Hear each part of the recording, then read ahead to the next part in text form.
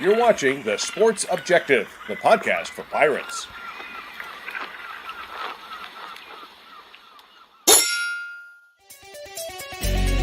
Yeah.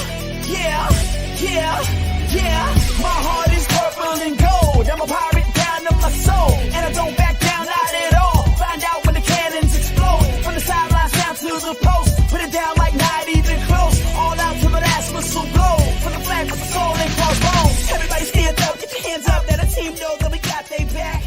How about those friggin' Pirates? Welcome into the Sports Objective. Big night and a big weekend ahead for the Pirates. Let's bring in now first Bubba Rosenbaum. Bubba, man, how are you?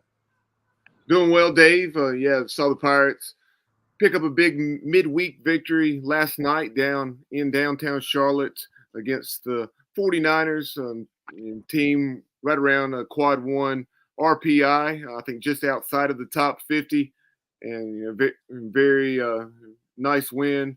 And we'll talk more about that later on. But this weekend, the Pirates are going to be out in Wichita at X Stadium taking on the Shockers. And right now, very excited to welcome back into the show the play-by-play voice of Wichita State, and that is Mike Kennedy. Mike, we appreciate your time this evening. Always good to talk with you guys. No doubt about it. We're excited to be coming to Wichita, and you guys have such a beautiful ballpark. And Mike, help me remember, didn't you guys renovate it's a historic stadium, but didn't you renovate it in the last couple of years? It's been longer than that, actually. Okay. The major renovation's been, gosh, I think close to 20 years ago. That's hard to believe. Okay. But something like that, yeah. Well, I know the Pirates. Dave, sorry to interrupt, Dave, but what you're thinking about is, adjacent to the ballpark there, Mike, for our viewers and, listeners who may not be aware, talk about the other things, the facility improvements with the indoor facility, Okay. Offices, and all that stuff. I know that's what Dave's thinking about. Gene Stevenson, of course, was restarted this program from scratch in the late 70s, and his philosophy always was, he always said, if you're not getting better, you're going backwards. There's no such thing as standing still. You always have to be trying to improve, and so there's been an ongoing effort throughout the years to keep improving the facility, and certainly the indoor facility has been a big part of that, and it to make it into more of a state-of-the-art situation, especially because when you consider where we are, I know you guys get some cold weather too, but certainly we get enough here that if you can't work out indoors somewhere, it's tough to keep things going.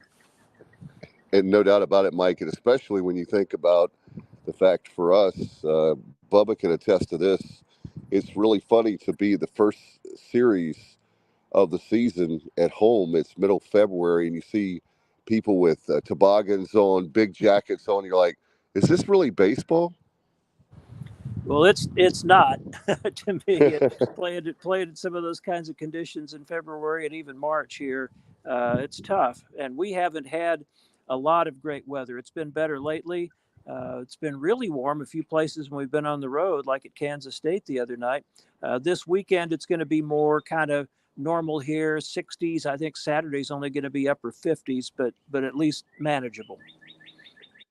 Yeah, Bubba, that's a lot better than plus a lot of times with us, we have a lot of rain, obviously, this time of year, so we have to dodge that and play doubleheaders and different things. But Mike, let's talk about the season. Can you catch the fans up on how things have gone so far for Wichita State? Well, it's been a really interesting and really kind of optimistic year, I would say. Wichita State only won 21 games last year. Eric Wedge stepped down in the fall for health reasons. And then Lauren Hibbs, who I know you guys know well from his long career at Charlotte, who was here as kind of the administrator for baseball, associate AD in charge of baseball operations, agreed to take the head coaching position on an interim basis for this year. And so there were a lot of unknowns heading into January when they started practice again.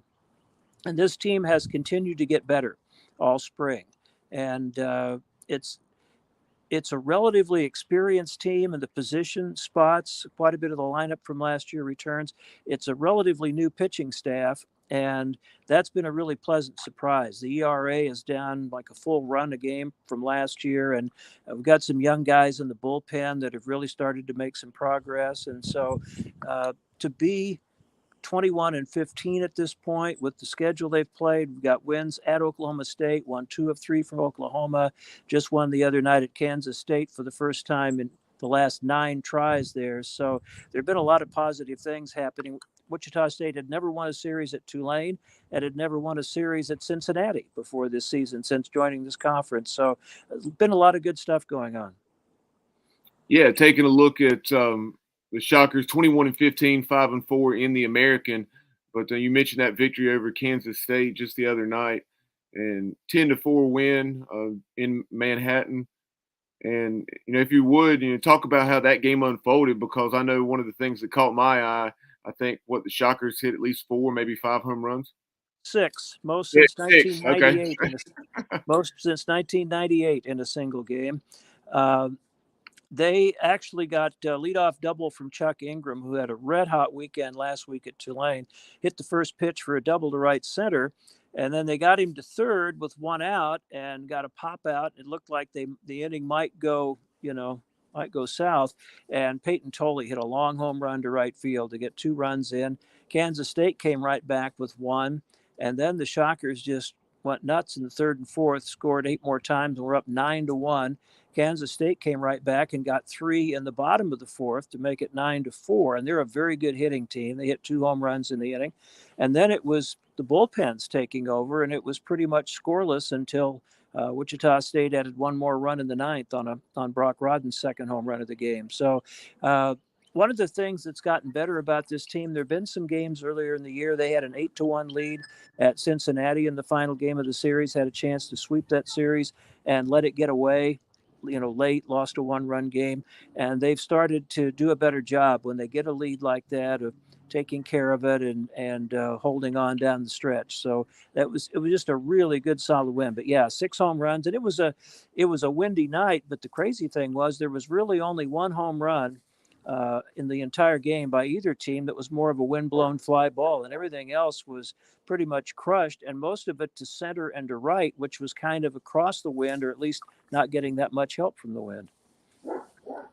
Mike, I know in North Carolina we have a lot of, and North Carolina and South Carolina, a lot of great baseball, but you guys are right there in Big 12 country, and you've already mentioned some teams there like Kansas State, but talk about that, about a lot of great baseball for you guys where you don't have to do a lot of traveling for a lot of midweek games.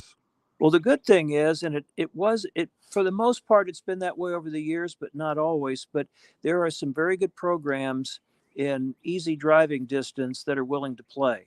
And just in the last couple of years, actually, those schedules have expanded. We've had home and home series with Oklahoma and Oklahoma State, Kansas and Kansas State, Oral Roberts for a number of years. There were times when like Oklahoma dropped out of it for a little while, or Oklahoma State way back didn't want to play for a couple of years. But for the most part, those have been continuous. And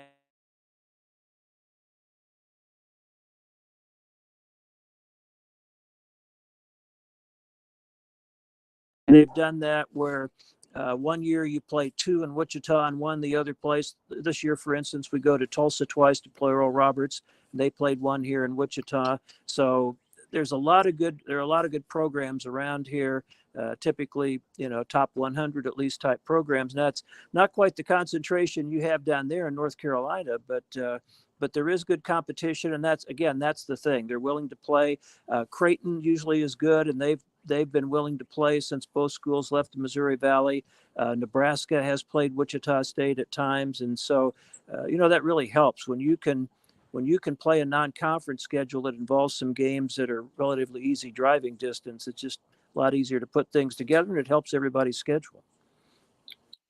A moment ago, Mike, you mentioned Peyton Tolley, one of the top 2-way players in all of college baseball. He's a guy that's hitting well over 300, I think close to 320 now, 8 bombs. And then on the mound, he has the 6-1 record. So, tell us a little bit more about Peyton and all he brings to the table. Well, first of all, he's a big kid. He's 6'6", about 250 pounds, and he has really good natural raw power. It can really be an experience to watch him take batting practice sometimes. But last year, the coaching staff was a little concerned about, for a freshman, it might be too much to pitch and hit the same day. So he never hit on the days that he pitched. He was in the starting rotation and sometimes didn't even hit the day before he was going to pitch. And so he missed a lot of opportunities to bat last year. And Lauren Hibbs said this year, he's 6'6" and 250. I don't want him standing over there next to me in the dugout. So he's been in the lineup every day. He's DH'd every day that he's pitched. Up until the last 2 weekends, he was hitting over 600 on the days that he had pitched. That's cooled off a little bit the last couple of weeks, but he's been really steady on the mound.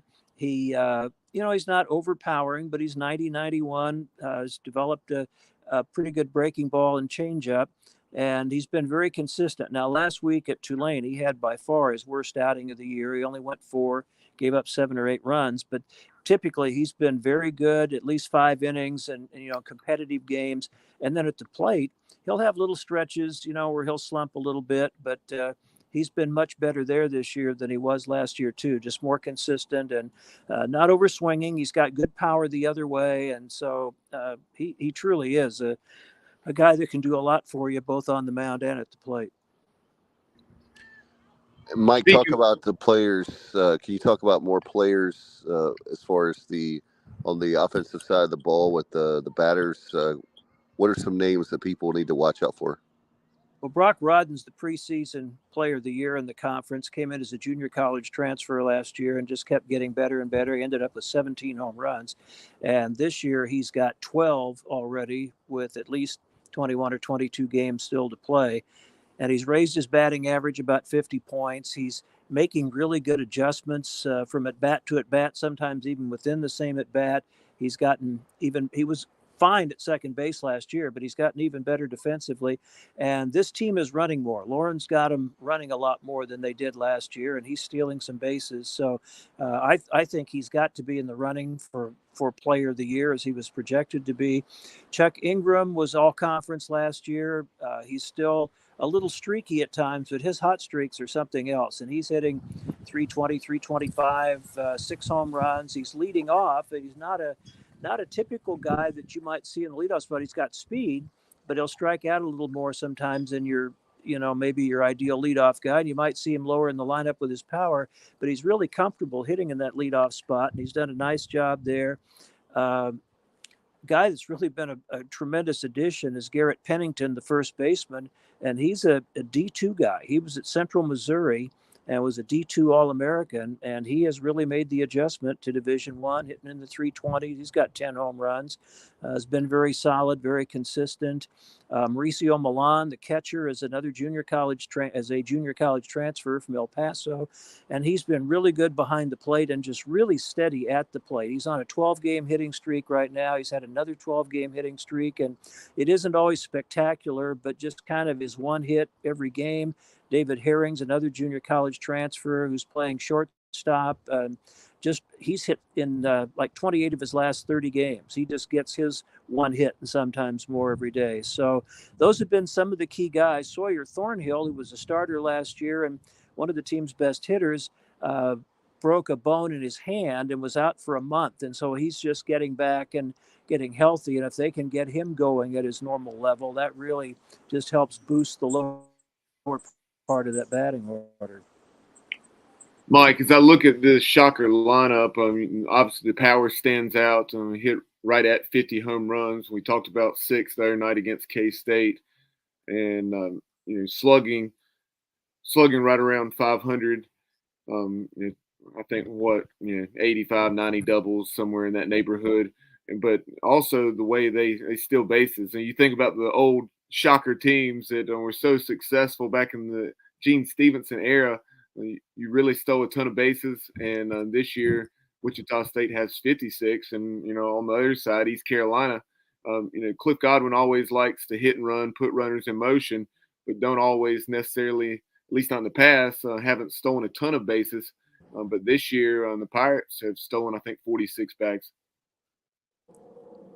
Well, that's been one of the areas that's really improved, and just a change in emphasis.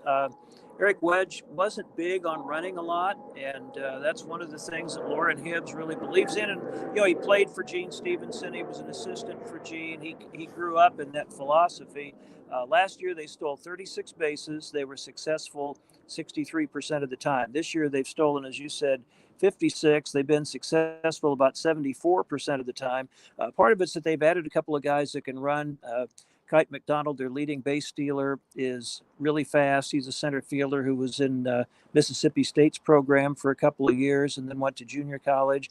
So, a couple of the additions have been guys that have added some stolen bases, but a lot of it is just that they are running more and doing those things you mentioned. They're doing the hit and runs more often. And, once in a while you get somebody thrown out doing that, but you put a lot of pressure on the defense and can force the defense into making some mistakes. No question about it. You were talking about the weather, not bad. What are some things I wanted to ask too? What are some things for fans that are coming out to Wichita? What are things that they can do around the town? That's a good question.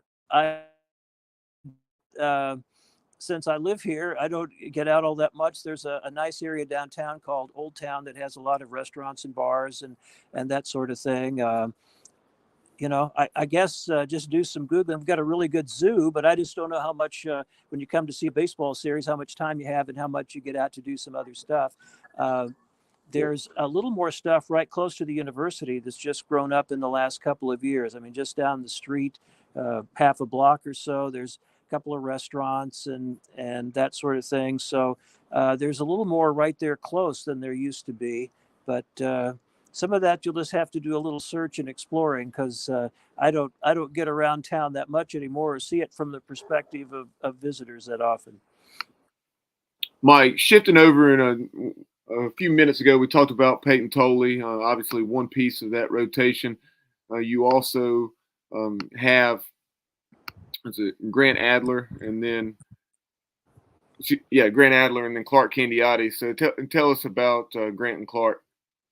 None of the three, Tolley, Adler, and Candiati, are what you would call overpowering. None of them are mid-90s fastballs. None of them have that just killer slider, but they all are pretty good. They're all very competitive. They know how to pitch. And so that's been a huge change from the last 2 or 3 years. This program's really had trouble arriving at consistent starting pitching, especially on the weekends. And that group has really done a good job of giving them quality starts, keeping them in games, kind of going at least 5 or 6 every start, and a reasonable number of runs and hits allowed. And so that's been a real progression with this team this year, is the starting pitching that they're getting. Now, last weekend, like I said, Tolley had his worst outing. Candiati was not nearly as sharp as he usually is. He kind of battled it out, toughed it out through 5 1/3, and they ended up winning a high-scoring game. But that's been a real plus, is the starting rotation and the job those guys have done. The big issue has been more developing some consistency in the bullpen, and there are some guys available with good arms, but just getting the consistency to be as good as they can be. For most of the year, the starting pitching has had about a 3.5 to 4 ERA, and then the bullpen was over 6. And that's been coming down a little. And a lot of times it wasn't even, say, one bad inning so much as just one bad pitch, hanging a breaking ball and getting a hit for a 3-run homer or something. It just totally changed somebody's outing and totally changed the feel in a game. So that's the biggest thing right now. Over the last 4 or 5 games, the bullpen's been doing a better job. You got some young guys like,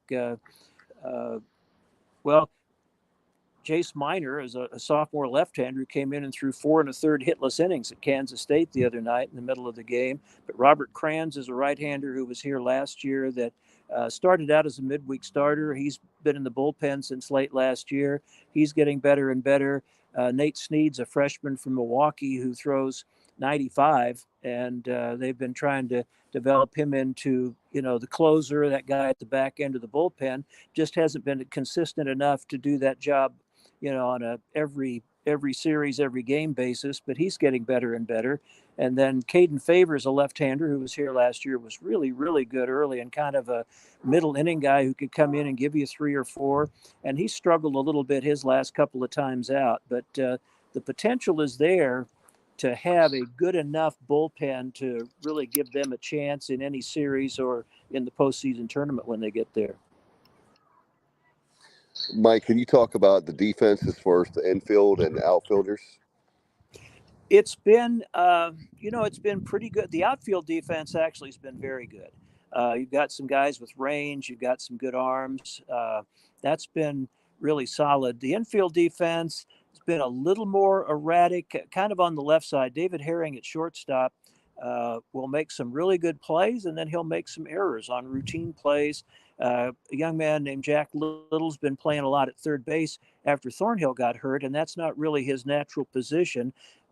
He's done a good job. He's got a really good arm. He's made some plays there, but he's made a few errors. So I would say, you look at the numbers, the fielding percentage is not as good as it has been, but you have guys capable of making some really outstanding plays. We've had a lot of outstanding plays in the outfield. And so, I'd kind of give the defense overall a B or B plus maybe. It's not quite where you want it to be as far as consistency, but it's not like they've given away a lot of runs either.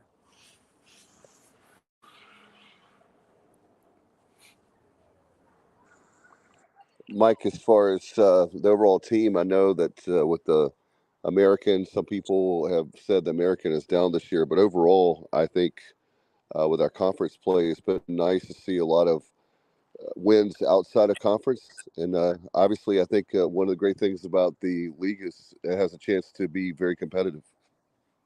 The weird thing is, outside of ECU, there aren't any real good RPIs, but there are still a lot of good teams in the league and people that are capable of beating anybody on a given weekend. I think the team that maybe has come on the most since conference play started is Houston. We've seen them, played a 3-game series with them. They are really talented. And once they got to conference play, they beat the Pirates 2 out of 3 in the first series, and they've been playing pretty darn well ever since. And they're in second place, a game out of first. Wichita State plays them again down in Houston. That's the opponent that we're closest to geographically and play 2 series with under the current format. But that's a very good team. I think they've done enough to hurt themselves in their early non-conference schedule. It would be tough for them to be an at-large postseason, but there are some good teams, and Tulane's really struggling this year, but they've got Carmouche on Friday, who's one of the best starting pitchers in the league. So even the teams that are struggling a little bit have enough personnel to give anybody trouble, and it does make for a very competitive race. I mean, you got a lot of teams jammed together there in the first 4 or 5 spots. And shifting over and talking some basketball very quickly, Mike, obviously the administration there decided to go in a different direction and bringing in Paul Mills, who had had so much success at Oral Roberts. So that was, you saw him his first couple seasons there, only won 11 games, but then year 4, he took him to the Sweet 16, a very memorable run. And then this year won 30 games. So what are the thoughts from the Shocker fan base of the hiring of Paul Mills? I think generally it was good to start with, and it's kind of growing.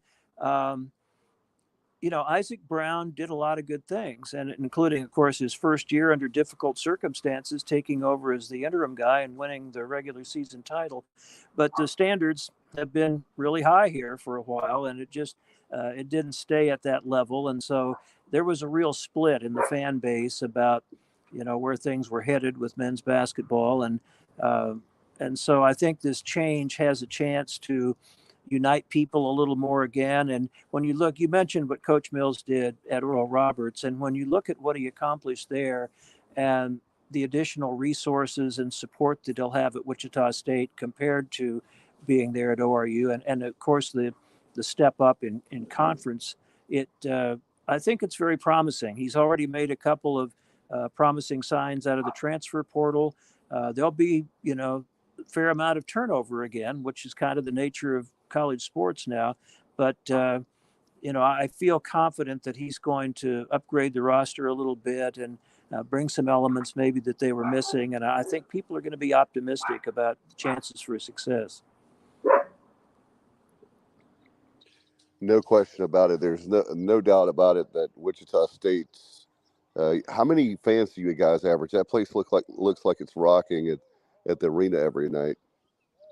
The weird thing is attendance has been down, and that started with COVID when nobody could come, and a lot of people got out of the habit of coming. But with the team not being quite as successful, it hasn't been 10,000 a game, but it's been 7,000, 7,500 every game, and they can still make a lot of noise in that place. So there were some games this year where the atmosphere was really good, and again, I think it will get back to being more what it's been over the years. But like I say, even with 7,000 or 7,500, which people consider a down crowd for Wichita State, there are a lot of big time programs around the country that would love to be drawing that every game. Hey, Bubba, would you like to have 7,500 at Williams Arena? Oh yeah, of course we would. That would be that would be like a sellout. That would be a full house on a nightly basis. But the final thing I have for you, Mike, we talk about the American, and you're losing what has been a fairly good program in UCF. Nothing like Houston and Cincinnati, obviously, but the Knights have had some success under Johnny Dawkins and previously. But in Houston and Cincinnati, you're losing two household names that have won national championships, and made deep NCAA runs on a fairly consistent basis.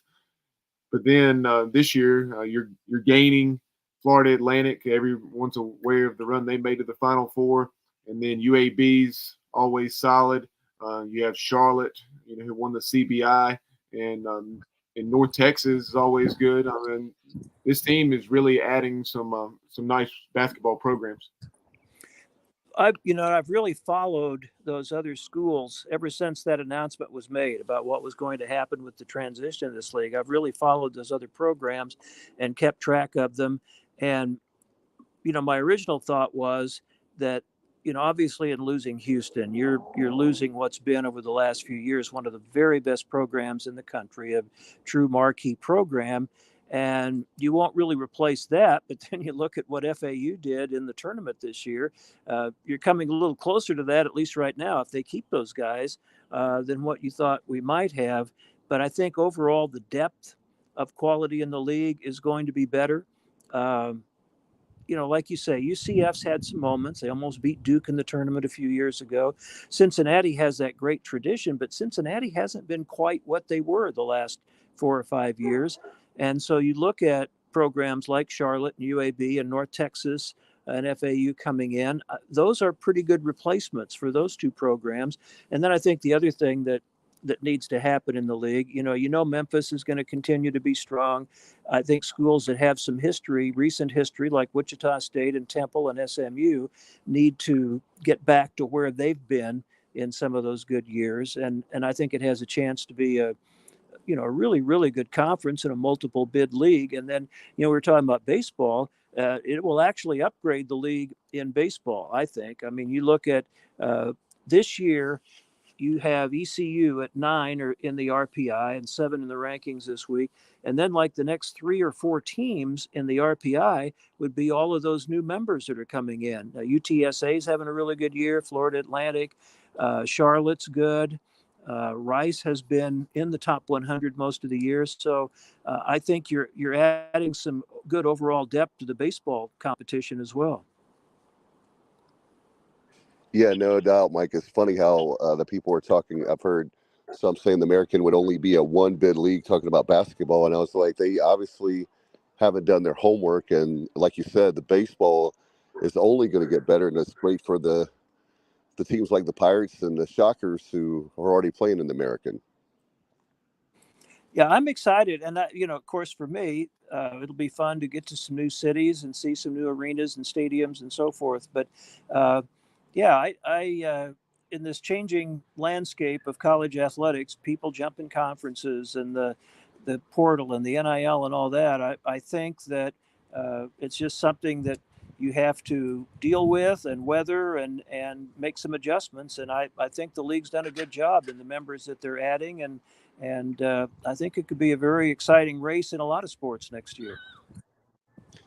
No doubt, Mike. Thank you so much for your time. Can you let everybody, before we let you go, how people can listen to your work this weekend with the Shockers?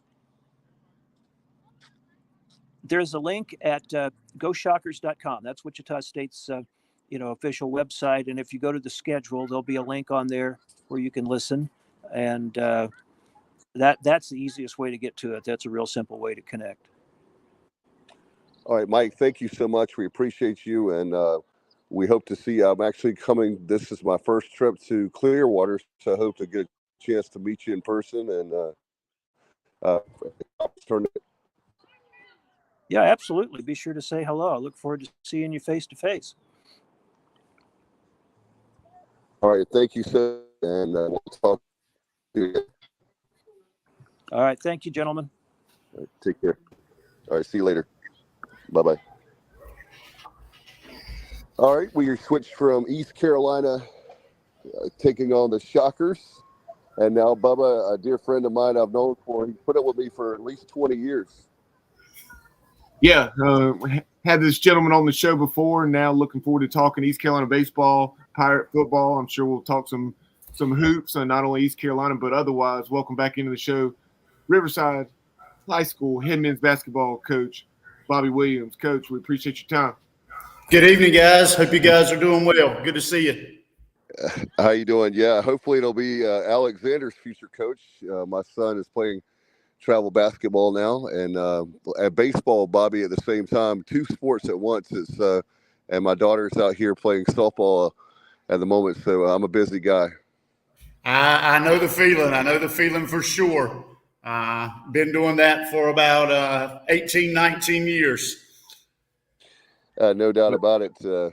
Bobby, I know that you've been coaching for a long time, and I know you said baseball, you took a break this year, right? I am actually taking a break this year. Just school year, school teaching right now, and basketball. And it was just a point that I let Coach Harmon know back at the beginning that I needed a little break. So I'm actually getting home a little bit earlier in the afternoons.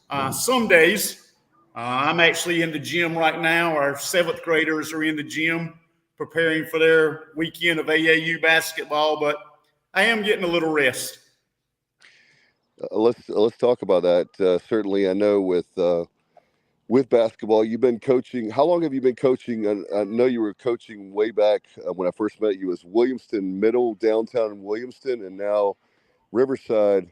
How long have you been coaching at the high school? This was the 14th year. Wow. My first year was the last year that we were Williamston High School before Martin County consolidated from 4 to 2. So. All right. You've had some nice success there. And I know, like I said, hopefully you've been coaching. I hope that you started out very young. I hope you'll continue to be there to coach when my son comes up. You've got a great group of guys coming up they're in the 4th grade now, 4th and 5th grade. You got some, I know that sounds like I'm biased, but there are a lot of good kids coming up. Yeah, we have our young groups. Obviously, I don't really know that age yet, but as I said, the 6th graders have been coming in my gym quite a bit lately. The 7th graders are in there right now. So knock on wood, we'll see if I can make it that long, and we'll see what happens. No question. Let's talk about some Pirates. I know I saw you at the game, I believe it was on Sunday. The Pirates have 9 in a row in baseball. Just want to get your thoughts on that. They're playing. We had, as you know, Mike Kennedy, the play-by-play voice of the Wichita State Shockers. How are you feeling about our Pirates? Things are going well right now. I obviously love the Friday, Saturday, Sunday starting pitching. We're hitting it well at times, it seems. Just hope we can keep it together. And as the weather warms up, the bats warm up, and looked like we had a good night last night. I watched most of it online, so excited about it. It's time to get to Omaha. Yeah, I was there last night at Truist Field, beautiful ballpark in downtown Charlotte, just a few blocks from Bank of America Stadium. But Pirate Nation showed up in a big way last night, as I'm sure you saw, and I believe the commentators discussed online on the ESPN Plus broadcast. That is, and that showing, obviously, I know we're ranked 7th in the country, and we've always had a strong baseball following, and now folks are going to come out even more when you've had the success that this program has had in the Cliff Godwin era, especially over these last 3 or 4 years, and with the hosting of regionals and back-to-back super regionals. But it's almost to the point I was thinking about this. Obviously, it's not going to have to happen, but I mean, no matter where we play in this state, our fans show up in mass. Pirate Nation travels. Pirate Nation gets behind the programs without a doubt. I mean, it's been obviously Greenville, a baseball town. I mean, when I first arrived in Greenville, Coach Overton was the coach. And, I remember going to away games during those early years. And Pirate Nation travels well, especially this time of year when things are going well. Makes it even better, obviously. But it looked like the Pirate crowd was there last night for sure. And Bobby, I don't know, and Bobby and Bubba, I don't know if y'all heard, but good news. If you love summer league games like I do, college baseball, Greenville, I've been saying this for years, Greenville is going to get a CPL team in 2024. So it's going to be at Guy Smith Stadium. That was announced today, so I heard about that. So very exciting for if you love the college summer league teams like I do, especially the CPL. It's one of the best in the whole country. Absolutely, give a place to see some of the other college guys and an opportunity for the East Carolina guys, maybe a few of them to stay home. Obviously, probably while they're in summer school, but that will be interesting to see how that works out. Shifting over, talking some basketball. I know you had the opportunity, as you so often do, to attend a Final Four. Went out to Houston, and as I told you on social media when we were DMing back and forth for a moment there, just what a weekend for you. You had the chance to watch the Pirates play Houston in baseball, watch the Final Four, and then I know also catch some other games over your spring break. The spring break, the Final Four trip this year was awesome. Houston, probably not one of my favorite cities that I've attended. This was my 10th Final Four. Go as a part of the National Basketball Coaches Association. And I tell people all the time that, seeing the semifinal games and the national championship game, those things are great. But all the other events that go on, just walking from one motel to the other and seeing basketball coaches from all levels and creating relationships with those guys and those type things. But this year was something. Got an opportunity to see an NBA game. Got an opportunity to see opening day, the Astros and the White Sox. Saw East Carolina and Houston on Friday night for about 7 innings before going to the NBA game. And then got back out there on Sunday afternoon and then went over from that over to they have concerts.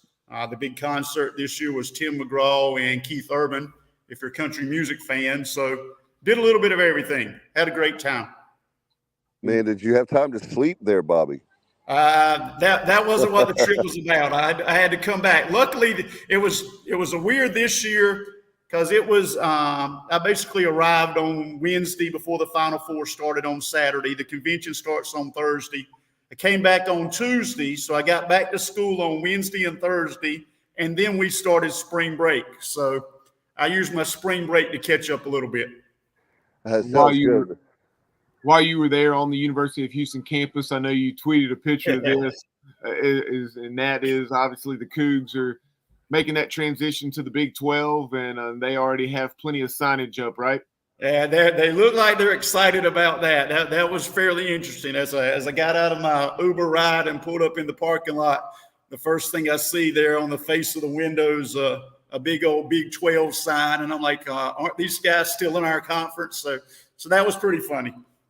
Yeah, they've been doing that, Bubba. You remember that podcast a couple years ago, when a year or so ago, they actually had Big 12 flags as soon as they made that announcement at a football game. So that doesn't shock me at all. Personally, I can't blame them, Dave. I mean, as long as it's something that is not gonna result in a ton of a negative backlash from the conference you're in. I mean, you can't. And when I say that, yeah, I mean, you can't blame them. I mean, I would hope if East Carolina had been fortunate enough to be in that situation, we'd be doing the same thing.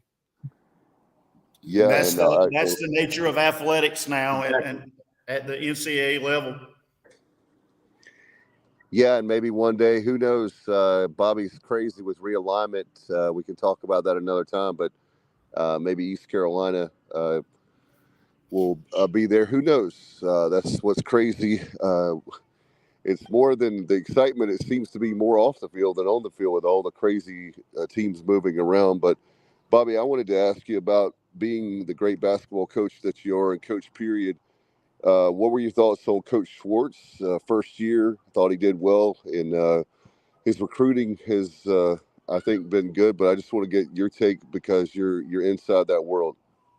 Absolutely, very excited from what I saw. I attended most of the home games. Obviously, it's during the middle of my season, so if we're not playing, I'm usually there for most of the home games. I didn't get to a ton of practices this year. I've had that opportunity in the past, but the effort, the defensive end of the floor, especially the recruiting that they're after right now. I mean, I love the kid that's coming from Southern Nash, Jordan Vick. We had an opportunity to play those guys this year and have played them the last couple of summers. A great young man coming from a great program with another former Pirate, Robbie Kennedy, coaches him over there. So I'm excited about the direction the program's headed. Now, obviously, you lose point guard in Javon Small, but they're late in the season. You receive some tremendous minutes. And I say minutes. I mean, he was playing every minute of every game. That's Jaden Walker. He really upped his level of play the second half of the season against the better competition. And with him, R.J. Felton, Quentin DeBounge, obviously Brandon Johnson, Ezra Asar, you have a very good nucleus returning. And then you have Bobby Pettiford Jr. coming in from Kansas. And I thought about Bobby just because you mentioned Vic from Southern Nash. I know Bobby Pettiford was really South Granville. Yes. Also, a guy that's there from pretty much the eastern part of the state or close to it, and he was talking about Jordan Vick and singing his praises on social media. We got to keep those. We got to keep those Eastern North Carolina kids at home. I mean, obviously, we all know the being able to recruit for basketball at East Carolina is a challenge. I mean, I've heard some of the former coaches say before things that, we can be recruiting a kid in basketball from his freshman and sophomore year and think we're in a good position. And then, an ACC school loses somebody late in the recruiting process and all of a sudden they have a spot. So hopefully with what Coach is building, we'll be able to change that a little bit, make it a place the kids want to come to and go from there. Bobby, what do you see as far as being a basketball coach? I like what John Gilbert and Ryan Robinson, and by the way, I will give a plug for Pirates Unite. They're doing the nice renovations to Williams Arena. When I graduated in '95, they were making those major renovations back in the day. What was Minji's Coliseum became Williams Arena at Minji's Coliseum. But what do you see for upgrades? How can we get more fans? Obviously, we know about winning, but even before the winning, how can we get more people there? Obviously, you said it, the winning, and just get a tradition of playing hard and that type thing. Get some of these Eastern North Carolina kids in there, and give these small communities a chance to get over there and see their guy, and just it's going to be a process, but I think we've started that in the right direction again. Speaking of which, you make a great point there, Bobby, with Maya Joyner being from Farmville. They had games. I was there, the women's games. That's the most women's games I've ever been to in a season. Usually I might catch a game or two, but went to a lot this year. And they had a lot of people. Sometimes it would be up to 2,000 people for a women's game, and a lot of that had to do with players like Maya Joyner that's right down the road. No doubt at all. People want to support the folks they watched in high school, and hopefully again that will take off. We talk about Jordan Vick, another young man from the eastern part of the state. How I haven't seen a ton of film and certainly have not seen him in person, but the little film I have seen, very impressed with the athleticism of Takori Faison from Goldsboro. So tell us what you can about Takori, because I'm sure you're certainly a little more familiar with him than either of us. I've seen him a few times. I think I actually went over and watched one of their late state tournament games, I think when they were playing Hertford County. Obviously very athletic. Again, stepping in to the college level for any of these freshmen, and how they pick up things. I don't know how they adjust to things, how they accept coaching. Again, I know a little more of Vic because I know his high school coach, and I know that he's been taught well. So, there's a lot of things that go into it. A lot of times fans and people sit in the stands, why is he not playing? Why is this guy not playing? Well, he might not do what he needs to do in practice. He might not be a very good practice player. So that goes a long ways, especially for freshmen adjusting from high school to college. Bobby, I want to talk big picture here with you. Announced this week the North Carolina High School Athletic Association increasing the classifications all the way from, I know 4A was last voted on like 1969, we've had that classifications 1A to 4A now up to 7A. I just want to get your thoughts on that. And also heard that, for example, charter schools, whatever division they would be in, they would have to play up a level going into, I guess, the playoffs. Not quite yet on that last part. So far, Okay. Obviously, there was a vote among the principals and athletic directors, and that was to make an amendment to what we had. So the plan right now is to basically have about 64 schools per class, starting with your smallest 64 will be your 1A and build your way up. But the time all this was going on, all of a sudden the state legislation came out with another amendment. And what they were originally wanting was to keep it at 4 classes and go from there. But now the word is that they're going to kind of take that away. They're going to agree with the 7 classes. And then there's the part now about possibly of moving the charter schools and the parochial schools, basically any school with an open enrollment, moving them up in a class, which would basically, if we keep it 7 right now, here at Riverside, we've got about 440, 450 students.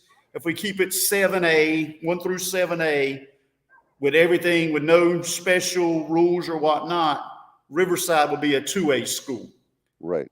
But if you move the charter schools up, which most of those are the size of 1A schools, if you move them up, they would go 2A, and Riverside and a few others in eastern North Carolina would go back down to 1A. So it's a little, competitive balance-wise. I mean, we could sit here and we don't have 2 days for me to talk about the situation competitive balance-wise. I mean, all our kids come from about 5 miles from my front door in a rural county, and I've been beat in the Eastern Finals by big city charter schools because they were our size, and it's just, that's a whole different can of worms. Yeah, me personally, I'll tell you my opinion, Bobby, is I want to see a special classification. I would like to see if charter schools have their own classification they play. That's what I would like to see. I think that they if right now, for example, if you were to recruit people outside the county, then those players would be ineligible, right? Yes, sir. Well, obviously, coach? you have to attend. Say most schools, you have to live in the attendance boundaries. And we have a boundary. I mean, I live in Greenville and drive here every day, and 6-7 miles down the road before I get here, I'm in South Creek High School's boundary.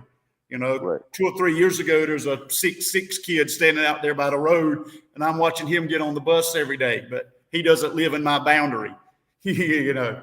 Whereas an open enrollment school, they can get kids from a lot larger boundary. I think it's 25 miles is what it's supposed to be.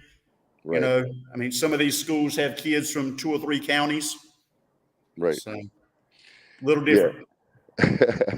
No doubt about it. But hopefully, I'm glad to finally see that, because we in North Carolina are the 9th largest state as far as population is concerned, and maybe at some point the 8th largest with population. And it's been time for, I know a lot of people don't like change, and I don't like change, but when it comes to population, it's getting to the point, and I know, Bobby, you know this too, that the eastern part of the state, we don't have big 4A's schools, but you look at Charlotte and some of the metropolitan areas where Bubba is, they've got, like, Myers Park has, I think, an enrollment of 3,600 or something.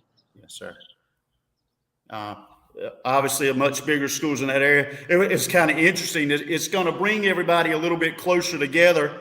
But as I said, the plan is to, the 64 smallest, and then build yourself up. When you get up to get up to what's written down as the possible 7A, you've still got schools with 1,900 to 2,000, and they're still in the 7A with a Myers Park at 3,600. Things like that. There's still a big wide range, but it's getting better for sure.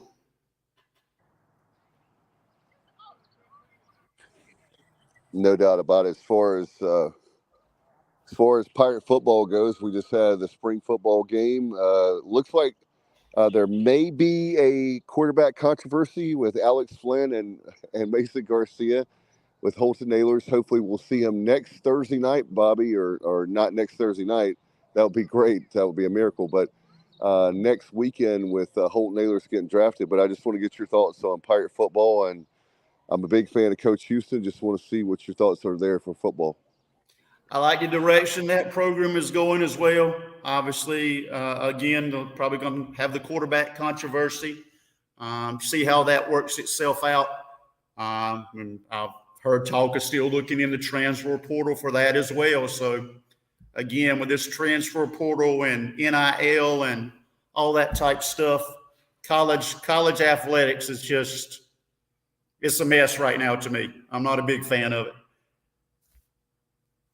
No question about it, Bobby. I mean, when you look at, for example, I'll say again, Pirates Unite campaign, make sure people get involved in that. Join the Pirate Club. You have with the Pirates Unite. If you don't know what I'm talking about, most likely people listening or watching this show will know what I'm talking about. But it's the capital campaign improvement. That we're doing $60 million baseball. We have the indoor practice facility that's been desperately needed for several years now. Obviously, with the team buildings expansion, there's 5 different projects. Minji's renovations where they're going to have the seats. I like that idea, Bobby. I guess yes, I know you're such a rich teacher. Teachers get paid so much money in the state of North Carolina. Without a doubt. You're going to be able to afford those really premium seats, right, down in the court? Yes, sir, without a doubt. I'll be right up front waiting. All right. No doubt about it. And we're looking forward to that. And also, Bobby, I didn't know if you probably know this, that they had the lighting system is so ancient. They had to get a computer from a guy from Ohio. And so they're going to upgrade that. It was Windows 95. So I hadn't heard about Windows 95 in years, but thank God that our AD and our athletic administration is upgrading that, because there was a game where they couldn't turn the lights off because they wouldn't be able to get them back on. Go back on for the starting lineups. Yes, sir. Well, that goes back to that old Minji's we were talking about when it was a high school gym when we got there.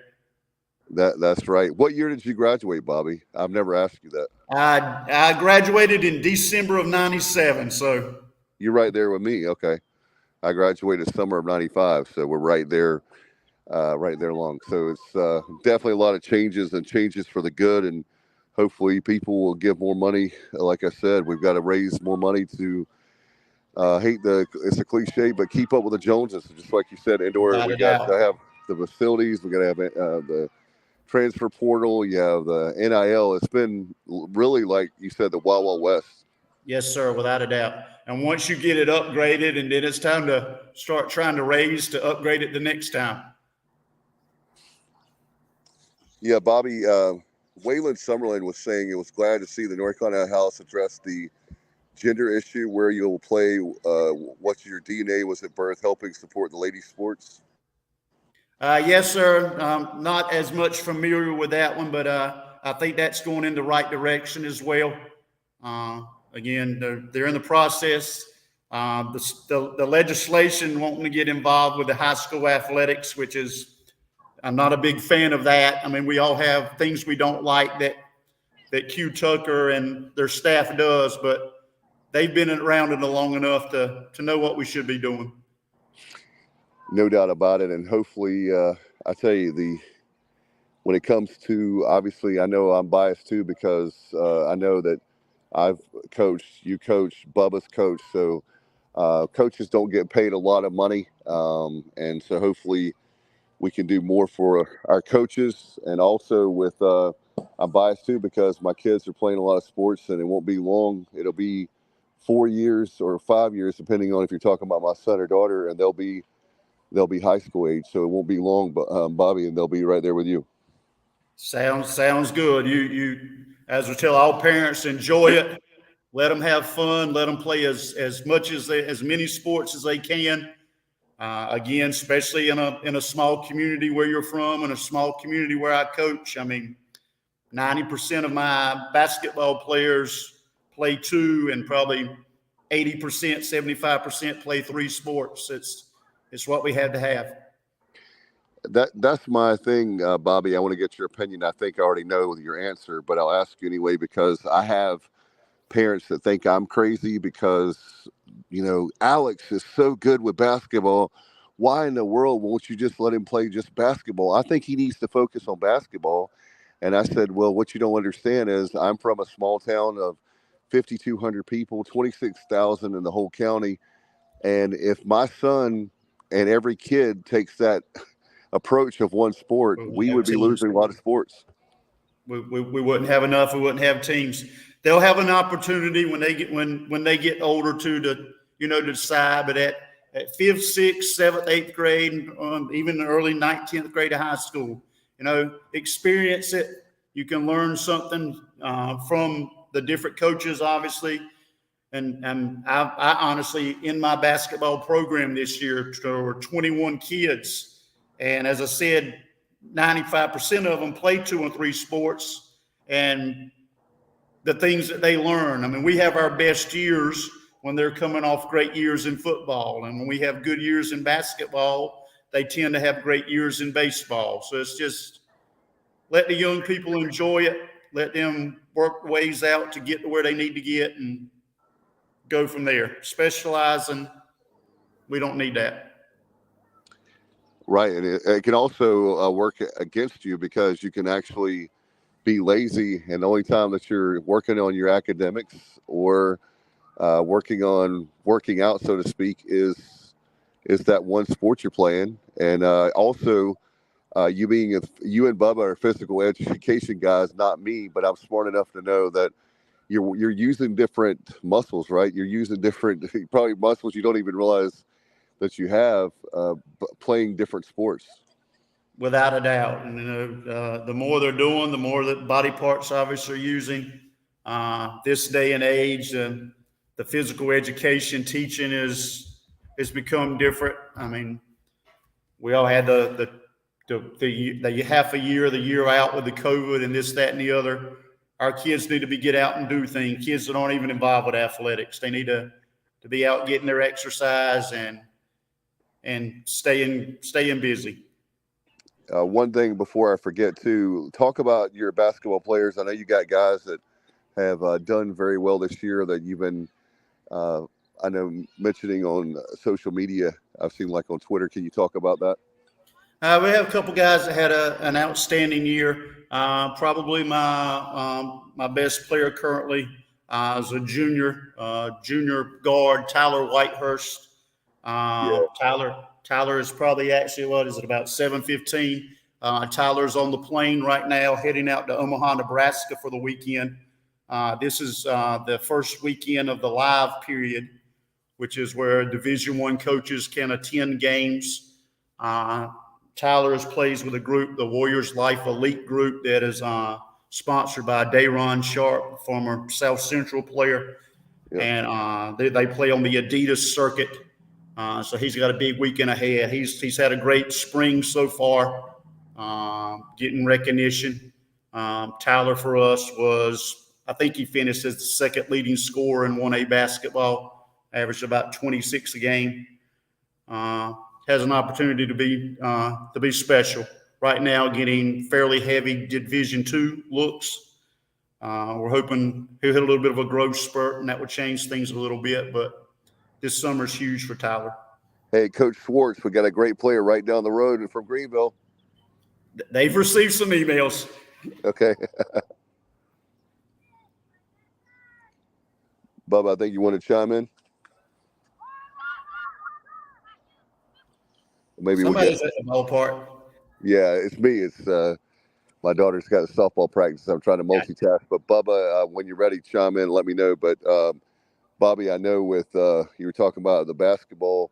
One thing that is for sure with our hometown, with my hometown, with Williamston, is people take our sports very seriously. They do. They do. They love their sports. And supporting Riverside High School, Williamston High, even the other schools in the county. Sports is a big thing, and that's big for the kids, knowing that they have the support, knowing there's, again, many nights that we go on the road and we have just as many folks there as the home team. And we love that. We want that to keep that going. Obviously, again, a little bit since the COVID, crowds at all high school sports have come down a little bit, but hopefully we're getting that back.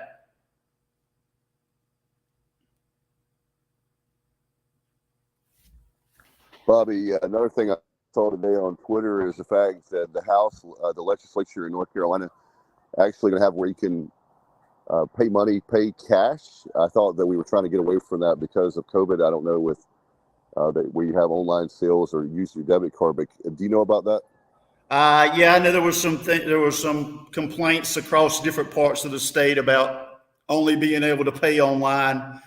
Here at Riverside, for this school year that we're currently in right now, we've had an online option where you could buy your ticket ahead of time, and we just basically scan your phone when you come by. You hold it up to the reader. But we also obviously have cash entry as well. I mean, the complaint I think that some folks were having about it is obviously that a lot of older people, they don't have the technology and they don't have the ways to do that type of stuff. I can understand that, but we've tried to make it work for whoever. Sounds good. Johnny Gardner, let's see if I can put that up on the screen. He actually says, oh, sorry, wrong. Who's the second player you mentioned, Coach, from your squad? Well, my second basketball player this year is probably Shamir Bassnight. And he is actually a young man that is probably going to be playing CIAA football. He was a 1,000-yard rusher the last couple of years. And again, kind of going back on that to my comment a little bit earlier, a large percentage of my kids are, again, three-sport guys. You had Shamir, we call him Jai. He's great. He's probably a college football kid. Had a young man starting for me, Jaron Harrell, which is a three-sport guy. He'll probably be a college baseball player, probably at the CIAA level again. Taekwon Bunch, state long jump champion. That's four of my starters this past season right there. One's best sport basketball, one's best sport was football, one best sport's track, and one best sport baseball. That's small school life there.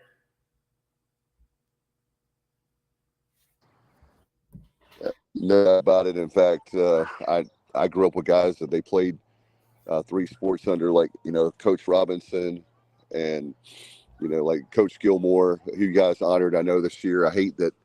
What's tough is when I'm trying to support my alma mater in high school, and obviously I've got to be there for my kids' games at the same time. Yeah, we've tried to do a little bit of that this year, honor some of the past greats. Next Monday night, they're having Dink Neal's night at the baseball game. You guys may be familiar, obviously. You are, Dave, with Coach Meals. Oh, yeah. And all the things.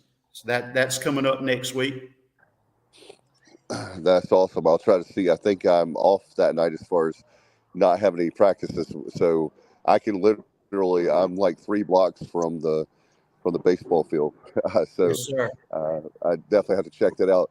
Bobby, before we let you go, how can people stay in touch with you? I know that Bubba is having technical difficulties in a bad area. We tease him about his internet, but it's actually a bad cell area where he can't comment. So I was wondering, I know that he knows you very well, and he's obviously well versed on sports, especially high school sports. So I knew there had to be something going on there. But how can people stay in contact with you?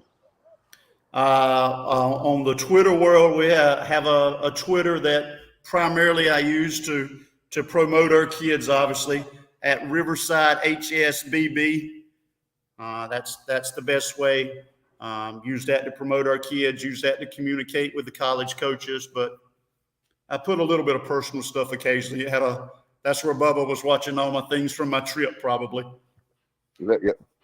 Yeah, well, I think he's available now. Let's see if Bubba, are you there? I am. I was actually going to revert back to you talk about having been to at least 10 Final Fours. What are some of your top memories? I know you said this year, as far as the venue, is probably one of your least favorite, if not your least favorite. But what are some of your top memories from the standpoint of venues and also matchups? Obviously, probably my favorite city. When it's in Indianapolis, Indiana, that's one of the best setups. Because what I base a lot of that on is, obviously, like I said, I'm there for the National Basketball Coaches Convention. So you've got the convention in one spot. They'll have 7 or 8 hotels, mainly where the coaches stay. That's right together. It's a short walk to where the Colts play, to the stadium. One of the big things in Houston this year is that we were downtown, the middle of downtown Houston for the convention and those things. And then you had to get on the train or an Uber ride and go 35 minutes out to the Texans facility, NRG, where they're playing the games. So that was just a little bit much. Houston was just a little bit spread out. But Indianapolis was one of my favorites. San Antonio, Texas, probably right up there. But anywhere that you can get there and pretty much walk. I took more Uber rides in Houston this year than I've ever taken. Well, I know that's got to be tough, and those are not cheap, especially if you're in the big city like Houston, my friend. And then they upcharge it because obviously everybody's in town doing that. But it's part of it. That's right. It's a tough life. I've always, Bobby, I'm a huge basketball guy. Always wanted to go, and Bubba is too. I know he said, man, Bobby's at the Final Four. I think he goes every year. So now we know why with the coach. Yes, sir. The coaches convention, and it's my summer vacation. In the summertime with high school athletics, we're still practicing, we're still playing. Don't get a lot of time away, and up until now, coaching 2 sports and helping out with everything else as much as you can. It's kind of my getaway every year. That, as I say, the games and things are great, but all the other stuff that goes on, chance to get away and relax a little bit. No doubt. Well, thank you, Bobby. Personally, I can say thank you for all you do for Martin County and obviously Riverside and Williamston. Means a lot. I've known you for a long time. Great guy, and I'm glad that you went to the right school with East Carolina. Appreciate all you do. We'll have to win. I know it won't be long, and football season will be around the corner, and basketball, and I know baseball, like you said, is still going on right now for Riverside. Yes, sir. They're doing well. Had a big win on Tuesday night. They have a big conference game tomorrow night with McQuimmons. We're starting a very young group in baseball that got a chance to get us back to where we belong. That's right, winning state championships. Bobby, thank you so much. Enjoy the visit, my friend, and looking forward to, in a few years, hopefully you'll take care of my two. Sounds great. I appreciate it, All right. guys. Nice to talk to you. Thank you. All right, hope you have a great night. Thank you. Yes. All right, appreciate Bobby. Bobby does a lot. He's very humble. Bubba, he's like you. He does a lot for the athletic program at Riverside, and great to have him on, and obviously great to have him as a Pirate. No doubt about it for sure. Fans, don't. Hey, Bubba, I want to remind people to get their season tickets for football, right? Yep. As of a couple weeks ago, actually about a week ago, had eclipsed the 12,000 mark, and that was ahead of the 2022 pace. So things are headed in the right direction. Let's top 16, and it's definitely an attainable goal. And I think Pirate Nation will step up and get it done. 1-800-ECU or ECUPirates.com. And, maybe a Pirate fan that attends a game or two a year. Encourage them to, if nothing else, maybe buy a couple season tickets in the economy fan zone section in the upper deck, and do what they can to support the program. And then if they can't attend, they can always do what they can to unload those tickets. No doubt, Bubba. There's not a bad seat at Dowdy Ficklin. I've sat in probably not every section, but I've sat in a lot of different sections in Dowdy Ficklin, including several games in the upper deck, and there's not a bad seat that I've ever been in. Yeah, I had not sat in the upper deck a ton prior to the 2021 season. I've been there a handful of games, just kind of going back to the Logan years. I remember I was up there for William and Mary, Louisville, different games in 2001. But and then those were during my college years where did not have season tickets because of me playing elsewhere, and just kind of went to a game or two a year when my school had an open date and so forth. But yeah, really enjoyed having my season tickets up there. And like you said, it's a different perspective, but not a bad perspective at all. But No. I know there aren't any household names on the schedule this year, as far as Virginia Tech and NC State, North Carolina, West Virginia, but it isn't that bad of a home schedule. I think we'll see how Tulsa does under their first year head coach, Wilson.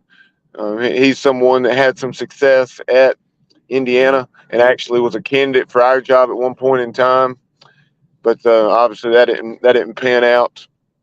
Maybe even a couple of occasions, but it will be very interesting to see how things go with a lot of new pieces, but also a lot of experience and depth returning in spots. So I think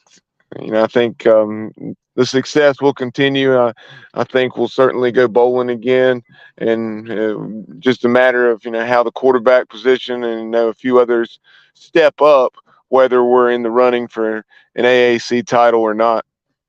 Hey, Bubba, let's make Coleman, Spain, and staff. They do an excellent job, and I told Coleman that they have a thankless job. They do wonderful things, and it's a lot harder than what people think that job is. Give them a call. Let's make their job difficult. They're having to take a whole bunch of orders. 1-800 ECU, and you can also go to ECUPirates.com. You can join the Pirate Club. You can get your tickets. And Bubba helped me out. I finally learned how to transfer tickets. I can do that now. A lot of cool things on our website. at ECUPirates.com. Bubba, really excited about that. And by the way, get your tickets for EC baseball. There are people that, as far as single game tickets, maybe there's some out in the jungle, the secondary market, but let's have that place packed next weekend. I believe it's Tulane, right, Bubba? Yeah, Tulane, and then you also have a series remaining against Memphis, midweek games, North Carolina, Campbell. I may be leaving one out, but you at least have those 8 games left, and obviously have only lost 2 up to this point, Long Beach State and UNC Wilmington. Yep. So, really taking care of business at Clark LeClaire, and let's hope we do so on the road this weekend out at Wichita State. Remember, extra innings on Sunday night, and we'll take a look back at the Charlotte game, and then also the 3-game series with the Shockers, as the Pirates can hopefully extend their lead in the American. No doubt, and don't forget about absolute empowerment, right, with Coach Connors. Yeah, absolute empowerment on Coach Connors, and in the next couple days, or next couple weeks rather, he will have some tremendous guests coming on his program, so you'll definitely want to stay tuned for that. But a lot of his conversations in the past, the great thing about Coach Connors' show is very rarely is it something that's current. It's evergreen content, as we say, and it's whether it's now or 2 months from now or 2 years from now, it's an excellent conversation, be it with former Pirates or, he's had the former general manager of the Pittsburgh Steelers on, and, a lot of tremendous coaches, motivational speakers, and so on. No doubt, check that out. And by the way, fans, before we let you go, we're going to get out of here. Please go and check out our content. You can subscribe to our YouTube channel and like our Facebook page. We're on Twitter and Instagram and TikTok. So check us out there. Bubba, thank you so much. Great show there with Mike Kennedy, play-by-play voice of the Wichita State Shockers. Thanks to him. And Bobby Williams, the head coach of the Riverside Knights in Williamson, a great basketball coach and great guy all around, alum of the Pirates. All right. Thanks for everybody. Appreciate it. And as always, go Pirates.